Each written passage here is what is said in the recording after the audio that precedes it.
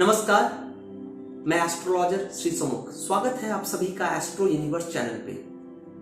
आज हमारा सब्जेक्ट जो है बहुत ही सीरियस है। अक्सर हम डिप्रेशन की बातें करते हैं क्योंकि आज के डेट में बहुत लोग डिप्रेस चलते हैं, चाहे किसी भी वजह से हो। बहुत मानसिक दबाव रहता है उन पर, चाहे वो कर्म क्षेत्र का हो, चाहे वो घरेलू जिंदगी से हो, जीवन से हो, या फिर बाहर घर अंदर सब जगह पर कुछ ना कुछ परेशानियां लोगों के साथ रहती ही हैं। तो आइए जानते हैं कि डिप्रेशन से बाहर आने का क्या मूल रास्ता है।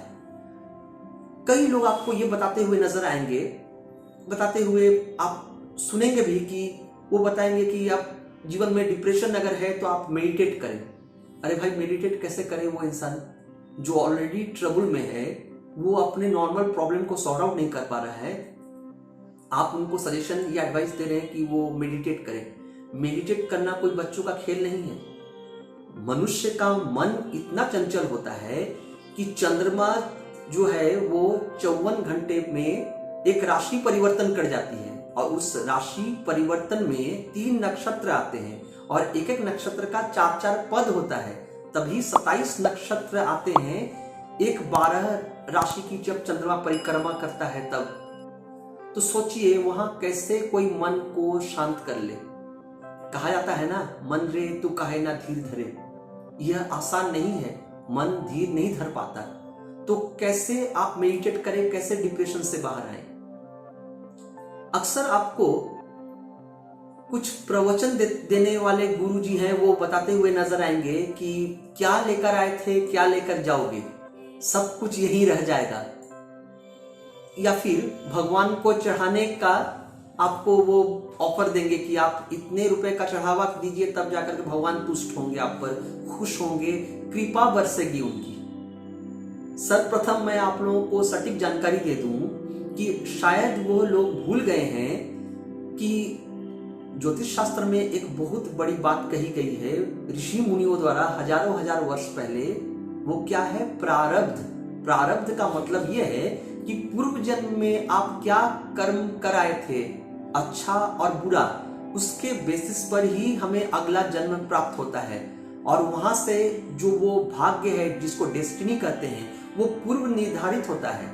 कर्म तो हमें करने ही पड़ते हैं, लेकिन हमारा भाग्य फल जो है वो पहले से ही निर्धारित रहता है। तो शायद वो इस सामान्य चीज को भूल गए और इस तरह से आपको यह कह देते हैं भगवान को चढ़ावा चढ़ाने के लिए कि जैसे माता जी को आप जाकर के वैष्णो देवी में भेंट कर दीजिएगा 501 रुपए या 1000 रुपए का चढ़ावा चढ़ाइएगा तो शायद ज्यादा कृपा बनेगी। जैसे लगता है कि ऐसे लोग कॉन्ट्रैक्ट डीलर हैं और भगवान से भेंट करवाने का असाइनमेंट ले चुके हैं आपको। ये कल जाकर के आपको भगवान से मिलाएंगे और भगवान आपको क्षमा कर देंगे और आपका पाप धुल जाएगा। आप कल गंगा नहाइएगा, परसों आप तारापीठ जाइएगा, उसके बाद अगर पाप धुल गया तो हरिद्वार में आप दर्शन कर लेंगे। अगर इतनी आसान होती भक्ति ना और बाजार में बिक रही होती, तब तो खैर सभी लोग आज की कोई भी मनुष्य दिक्कतों का सामना नहीं कर रहा होता। मनुष्य जीवन में जो गतिविधियां होती हैं हमारी, वो गतिविधियों के बीच अच्छा बुरा सुख दुख ये सब लगा रहता है। किस तरह से? तो धूप और छांव की तरह।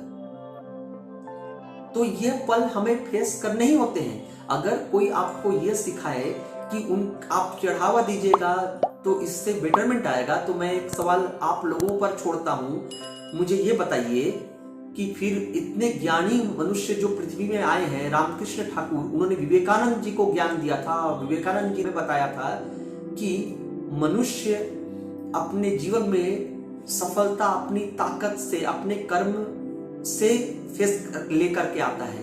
और इसके साथ साथ क्या है? इसके साथ साथ ये बात है कि असफलता और सफलता ये फैक्टर नहीं होती। ये जो शब्द है वो मनुष्य द्वारा बनाई गई है। इनफैक्ट सेटिस्फैक्शन आपके ऊपर निर्भर करता है। सक्सेस तो दुनिया बोलती है कि किसको सक्सेस कहते हैं या फिर अनसक्सेस।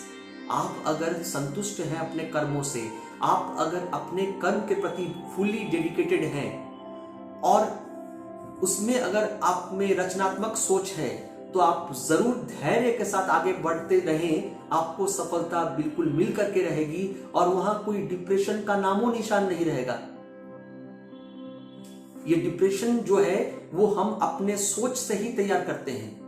एक्चुअली डिप्रेशन से बाहर आने का सबसे अच्छा तरीका है अपने आप को अधिक से अधिक कार्यों में, कर्मों में व्यस्त करना, जो जिसमें भी आपको रुचि हो, लेकिन रेगुलराइज वे में, यानी एक रूटीन वे में कि आपको इतने से इतने बजे तक यह काम करना ही होगा। तो क्या होगा, अगले दिन वो चिंता आपको फिर बनी रहेगी कि मुझे वो काम करना है, तो ऑटोमेटिकली आपका मन कहीं और भटकेगा नहीं। और इससे बड़ा अगर आप चाहते हैं मंत्र, तो मैं समझता हूं म्यूजिक से बड़ा कोई जो अस्त्र है वो नहीं है अपने आप को मेडिटेट करने के लिए। अगर मेडिटेशन चाहिए तो बिल्कुल अच्छे संगीत सुने।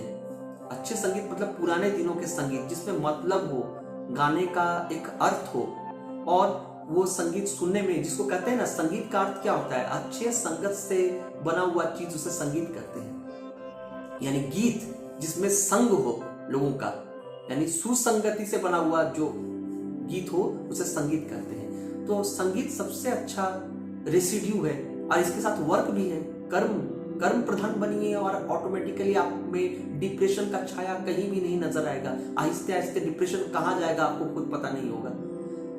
कभी कभी हमारे जीवन में प्रश्न जितने जटिल होते हैं, हमारी सोच जितनी जटिल होती है, शायद जवाब जो है यानी उत्तर जो है उसकी तुलना में बहुत ही आसान होता है। तो हम अपने लिए ही ये दुविधा तैयार कर देते हैं इस सोच को ले आकर के। इस सोच को, इस नकारात्मक पद्धति को या तौर तरीके को अपने आप से दूर करें, ऑटोमेटिकली आप में पॉजिटिव ऊर्जा का संचार होगा और निश्चय ही आप जीवन में सफल बनेंगे और आप मेडिटेट करने में भी सफल होंगे। और मेडिटेशन क्या है? एक डिवोशन है। लोग समझा ही नहीं पाते कि मेडिटेशन क्या है। Meditation is actually a devotion. पहले के जमाने में ज्ञानी गुणी लोग पूजा पाठ नहीं करते थे। पूजा पाठ करने से भक्ति, या मैं नहीं बोलता कि पूजा पाठ करना खराब होता है, बिल्कुल पूजा पाठ कीजिए, पूजा अर्चना करते हैं जो लोग, ये अच्छी बात है, लेकिन पूजा अर्चना करने से ही आप में डिवोशन या फिर मेडिटेशन आएगा ये जरूरी नहीं। कर्म सबसे बड़ी चीज होती है, ये याद रखिएगा। और दुनिया में कई ऐसे महान हस्तियां जन्म ले चुके हैं हमारे दुनिया में, जिन्होंने ये साबित कर दिया है आज तक कि कर्मों के आधार पर ही उन्होंने विजय प्राप्त की है। तो आप बिल्कुल अपने कर्म प्रधान बने रहिए अपने आप को लेकर के, और जिंदगी में जीवन पथ पर आगे बढ़ते चलिए। डिप्रेशन का साया भी कहीं आपके आसपास नहीं होगा। उम्मीद करता हूं आपको प्रोग्राम अच्छा लगा होगा। हमारे प्रोग्राम के साथ बिल्कुल बने रहिए और नित्य हमारे चैनल के साथ रहें। और अगर आपके कुछ सुझाव हैं वो कमेंट बॉक्स में जरूर लिख करके दें। बिल्कुल कोशिश होगी हमारी कि उसके आधार पर कुछ प्रोग्राम हम बनाएं। नमस्कार।